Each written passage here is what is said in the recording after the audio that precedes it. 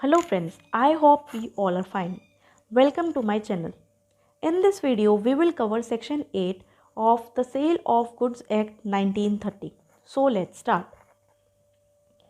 पहले हम सेक्शन 8 की बेसिक लैंग्वेज पढ़ लेते हैं. Goods perishing before sale but after agreement to sell. हमने लास्ट वीडियो में जो सेक्शन 7 थी, हमने उसमें क्या पढ़ा था कि goods perishing before making of contract, कि कॉन्ट्रैक्ट करने से पहले वो चीज़ ख़राब हो गई. ठीक है, I will provide that link in the description box. You may watch that video also. ठीक है, आपको ज़्यादा क्लियर भी हो जाएगा सेक्शन 7 और 8 में डिफरेंस. ठीक है, तो यहाँ पे बोल रहा है goods perishing before sale but after agreement to sell. पढ़ते हैं. Where there is an agreement to sell specific goods and subsequently the goods without any fault on the part of the seller or the buyer perish or become so damaged as no longer to answer to their description in the agreement before the risk passes to the buyer, the agreement is thereby avoided. क्या बोल रहा है, थोड़ा सा हम example के through समझते हैं इसको.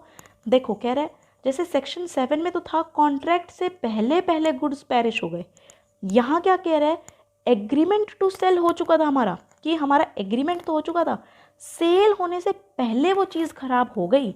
वो चीज़ कब ख़राब हुई, एग्रीमेंट तो हो चुका था बट सेल होने से पहले पहले ख़राब हो गई. और वो भी स्पेसिफिक गुड्स है. ठीक है, कुछ वर्ड्स हाईलाइट कर लेते हैं क्या क्या है इसमें मेन. स्पेसिफिक गुड्स, ठीक है. Subsequently the goods without any fault, किसी की भी फॉल्ट नहीं थी यहाँ पे, सेलर की हो या बायर की हो.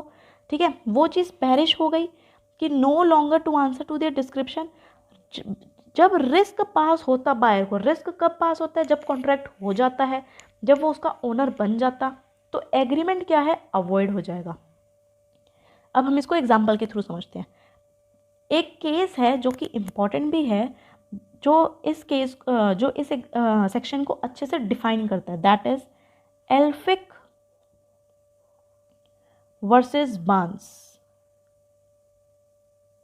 एल्फिक वर्सेस बार्न्स. देखो, इस केस में क्या हुआ था कि जो हॉर्स है, बायर ने हॉर्स खरीदा.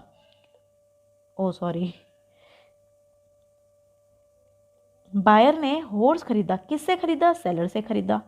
ठीक है, बायर ने हॉर्स खरीदा सेलर से. अब इसने बोला कि मेरे को ना 8 दिन का ट्रायल चाहिए, मैं 8 डेज के ट्रायल पर हॉर्स को लेकर जाना चाहता हूँ. सेलर कहता है ठीक है भैया ले जा तू. अब ये क्या है, जब इसको ट्रायल कर रहा था, फोर्थ डे क्या है, उसके ऊपर जो बिजली होती है, बिजली गिरी. ठीक है, और इसकी डेथ हो गई. किसकी डेथ हो गई, हॉर्स की डेथ हो गई. किस वजह से, नेचुरल कैलामिटी की वजह से. ठीक है, उस पर क्या है, बिजली गिरी और वो मर गया. ठीक है, अब क्या है, सेलर ने बोला वो घोड़ा तो तेरा हो चुका था, तू मेरे को इसका पैसे दे. अब क्या buyer, think and give your answers, क्या बायर यहाँ लायबल होगा पैसे देने के लिए. 1 मिनट सोचो. देखो, मैं अब दोबारा केस को बताती हूँ कि हॉर्स लिया सेलर से. किसने, बायर ने. कितने दिन के लिए, 8 दिन के ट्रायल के लिए. And without the fault of seller और बायर वो हॉर्स की डेथ हो गई. कब हुई, 4th डे पे हुई. अब सेलर इससे क्लेम कर रहा है प्राइस. किससे, बायर से. क्या बायर उसको प्राइस देगा, आंसर है नहीं. जो बायर है वो लायबल नहीं है प्राइस के लिए, वो उसको प्राइस नहीं देगा. क्यों नहीं देगा, क्योंकि मैंने तो 8 दिन के ट्रायल के लिए मांगी थी.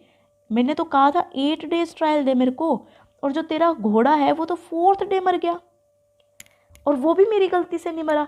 तो यहाँ पे क्या है, buyer will not be liable to pay the price. ठीक है, तो इस केस में क्या होएगा, इस केस में ये जो एग्रीमेंट है, क्योंकि अभी तक तो एग्रीमेंट ही था ना. ये एग्रीमेंट क्यों था, क्योंकि अभी उसने सिर्फ ट्रायल पे दिया था. अगर वो ट्रायल के डेज कंप्लीट हो जाते तब वो कॉन्ट्रैक्ट बनता. तो बट अभी तो क्या है, ये एग्रीमेंट है. तो यहाँ पे ये वाला जो एग्रीमेंट है ये क्या हो जाएगा, अब यहाँ अवॉइड हो जाएगा. इसको हम वॉइड वगैरह, कैंसिल वगैरह कुछ नहीं करते, सिंपली ये जो एग्रीमेंट है वो अवॉइड हो जाता है. ठीक है, अब हम दोबारा सेक्शन 8 पढ़ते हैं. और अच्छे से अब समझ आएगा। देखो, goods perishing before sale, sale से पहले पेरिश हो गया वो, बट एग्रीमेंट टू सेल के बाद मैंने ट्रायल ले लिया था, पता था कि हाँ ठीक है अगर मेरे को हॉर्स सूट हुआ तो मैं ले ही लूँगा, बायर ने ऐसे बोला, तो एग्रीमेंट तो हो ही चुका था। तो जहाँ पे एग्रीमेंट हुआ है to sell specific goods, specific goods हमने यहाँ क्या लिया, हॉर्स का एग्जाम्पल लिया, ठीक है। And subsequently goods without any fault on the part of the seller और बायर, किसी का भी फॉल्ट नहीं था उसमें, और पेरिश हो गया, क्या हो गया वो, पेरिश हो गया, और बिकम सो डैमेज कि इतना डैमेज हो चुका है कि अब उसको हम डिस्क्रिप्शन आंसर नहीं कर सकते उसका, ठीक है। Before the risk passes to the buyer, मैंने बताया रिस्क कब पास होता है, जब कॉन्ट्रैक्ट बन जाता है, जब बायर ओनर बन जाता है तब उसके पास रिस्क पास होता है, बट अभी तो उसके पास रिस्क गया ही नहीं, उसके पास तो क्या गया था, हॉर्स का सिर्फ पोजेशन था उसके पास, तो agreement is there by avoided, वो एग्रीमेंट क्या है, अवॉइड हो जाएगा, ठीक है। तो ये था सेक्शन 8। आई होप आपको सेक्शन 8 अच्छे से समझ आ गया हो, ठीक है। नेक्स्ट वीडियो में we will cover section 9 and section 10 together. Don't forget to like, share and subscribe my channel to get notification for new videos. Thanks for watching.